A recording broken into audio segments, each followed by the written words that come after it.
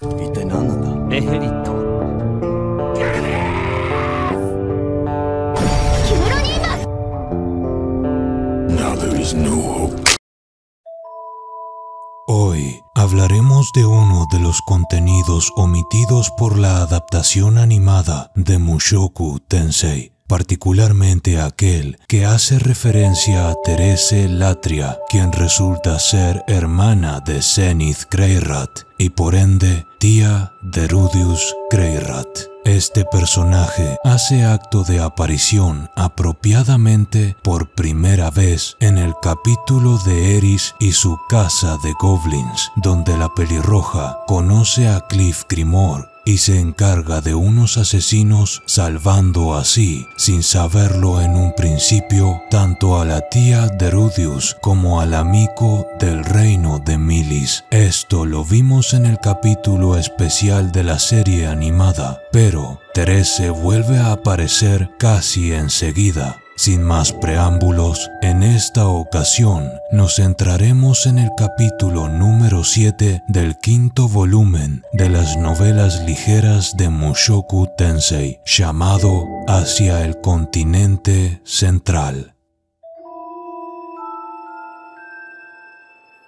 Tras 2 meses de viaje, Rudeus y compañía finalmente llegan al puerto oeste. A estas alturas del viaje, ya recorrieron el continente demoníaco y prácticamente el continente de Milis, por lo que podríamos decir que alrededor de un 50% del recorrido de regreso a casa ha sido completado. Puede que un poco más. El puerto oeste del continente de Milis era, en palabras de Rudeus, una de las zonas comerciales más importantes, dado que conectaba a los 2 continentes más ricos, particularmente una articulación que empleaban los mercantes provenientes tanto del reino de Milis como del reino de Asura. La situación inicial era la siguiente. En dicho sitio, Rudeus, Eris y Ruishert yacían a la burocrática espera, número en mano, para conseguir un viaje el cual les permitiese acceder al continente central. Sin embargo, dentro del edificio de aduanas, Eris, sentada al lado de Rudeus, comenzó a sentirse observada y se lo hizo saber al mago. Efectivamente, este último pudo comprobar que varios de los guardias en armadura, algo que era común de ver en el continente de Milis, le arrojaban sospechosos vistazos a Eris. Al ser llamado por la recepcionista,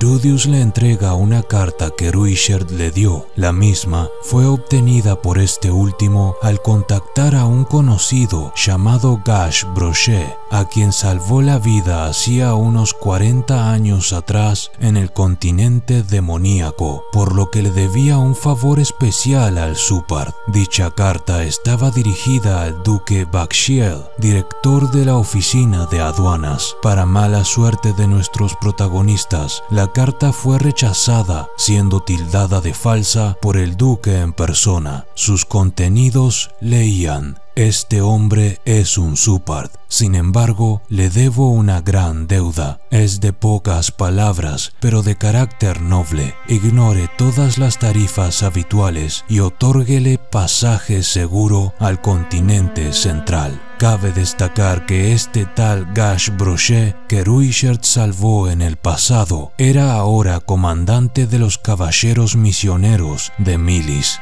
Rudeus discutió con el duque Bakshiel, haciendo uso de todo lo que podía, incluso arrojando los nombres Eris Boreas Greyrat y Sauros Boreas Greyrat, señor de la región de Fitoa, pero solo pudo conseguir pasaje para él y Eris. Ruishert quedaba fuera. Fue en ese momento en que una mujer rubia en armadura azul entró con decisión al lugar, ya que a sus oídos llegó que Ruishert de Dead End se encontraba allí. ¿Madre?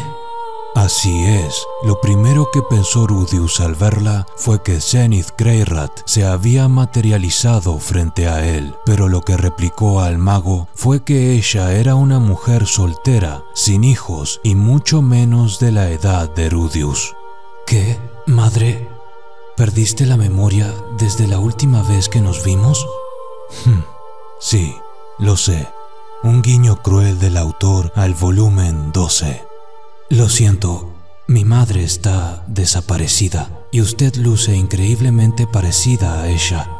Obviamente, esa mujer no era otra que Therese Latria, hermana de Zenith y tía de Rudius, como ya establecimos. Su uso de la autoridad conferida por la iglesia para enfrentarse a un duque era prueba suficiente para terminar de dejarle claro a Rudius que no existía nada por encima de la iglesia en aquel continente. Cuando Therese posó su mirada en Eris, sus ojos se suavizaron, pues la pelirroja le había salvado la vida a ella y a la preciada Miko. Entonces, la mujer preguntó a Rudius por quién la había confundido y quién era su padre, y tras recitar los nombres Zenith Greyrat y Paul Greyrat, ella se puso de rodillas y abrazó al mago mientras acariciaba gentilmente su cabello, soltando que no era capaz de imaginarse las cruentas cosas por las que tuvo que haber pasado Rudius para llegar hasta allí. Algo gracioso es que Paul tenía la reputación de robar y liberar esclavos en Milis, lo que no gustaba nada a los nobles de allí, a quienes poco importaba el detalle de que fueran gente teletransportada por la catástrofe. El duque había echado pestes al hombre conocido como Paul Greyrat, por lo que al escuchar de la boca del mago que él era hijo de Paul, sus ojos se abrieron como platos. Además, otro detalle es que cuando Rudius miró a Eris al ser abrazado por su tía, la chica se encontraba con los puños cerrados y una mirada peligrosa, claramente por los celos.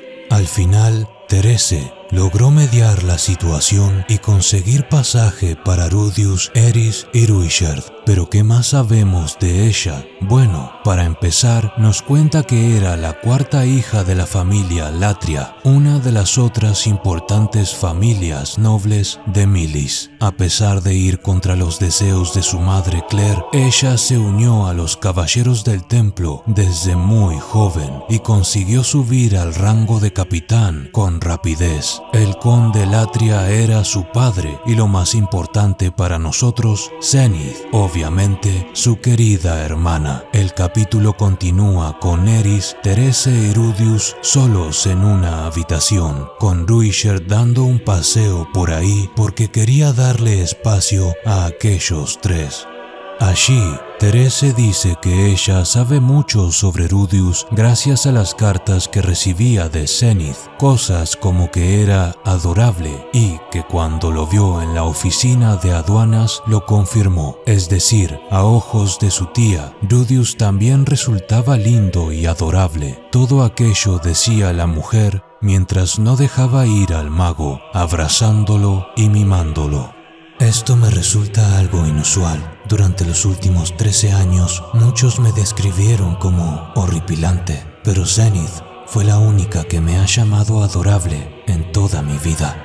Esta línea de Rudius, considero, son parte de los pequeños ladrillos que van construyendo su realización de la importancia de su familia, más particularmente de su madre y de su decisión de ir a salvarla, lo cual da rumbo a una vida que, tras la separación de Eris, parece estancarse una vez más en la oscuridad. Claro, a Eris no le hacía ni pizca de gracia esa escena y demandó que soltara a Rudius, pero la mujer replicó que seguramente para cuando volvieran a verse, el mago habría dejado de ser un niño, así que debía de aprovechar esa oportunidad. ¿Puedo preguntarte por qué le hablas a Eris tan educadamente? Y la respuesta de Therese fue que porque le debía la vida, explicándole así lo que había sucedido. Algo a remarcar es que, por obvias razones, la experiencia de Therese presionando sus generosos atributos en su espalda y acariciándolo no le provocaba nada al mago, salvo cierta incomodidad. El que no adaptaran este episodio nos impidió también ver una escena en donde Eris, al límite de su paciencia, le dijo a Therese si acaso nunca pensaba soltar a Rudius, a quien sujetó de la mano tras ordenarle que se sentara a su lado, soltándose así el mago del abrazo de su tía mientras la cara de Eris se volvía completamente roja. Therese también entrega aquí sabias palabras y para sorpresa del lector, ella está consciente de su condición fanática como miembro del culto de Milis. Ella dice, y cito, una advertencia, Rudius, sería inteligente no mencionar la palabra Supart por aquí. Una de las antiguas enseñanzas de la iglesia de Milis señala a la raza demoníaca como una que debería de ser expulsada. Dado todo lo que él ha hecho por ti y por Eris, tendré que hacer una excepción, pero normalmente no la haría. Los caballeros del templo son una panda de fanáticos religiosos y eso, me temo, me incluye también a mí. Pelearíamos contra Ruisherd incluso sabiendo que moriremos en un instante. Esto considero es importante para entender por qué, en el volumen 21 de la novela ligera, el encuentro de Therese y Rudius, digamos que no es uno tan feliz como este, a pesar de que sea su tía. Para cerrar, Therese se aseguró de que el grupo contara con provisiones para el viaje antes de despedirlos en el puerto oeste, incluso entregándoles medicina para las náuseas, porque, bueno, Eris. También quiero agregar que Therese está plenamente consciente de su posición como una mujer soltera y esto le molesta un poco, sobre todo el hecho de que no ha tenido hijos aún, principalmente debido al rumbo que tomó su vida como caballero del templo. Y así, el capítulo termina con las siguientes palabras de Rudius mientras se encontraban a bordo del barco. Aún así, no puedo hundirme en el pesimismo. Para cuando regresemos a Fitoa, tal vez todos estén allí, esperándonos, sanos y salvos. Sé que es una idea absurda, pero preocuparme demasiado no conseguirá nada. Así, para bien o para mal, pusimos al continente de Milis detrás de nosotros. Y esto ha sido todo. Si quieren seguir viendo esta clase de videos comparativos, pueden hacérmelo saber. Sin más que añadir, gracias por el apoyo que hace posible estos videos y nos vemos en la próxima.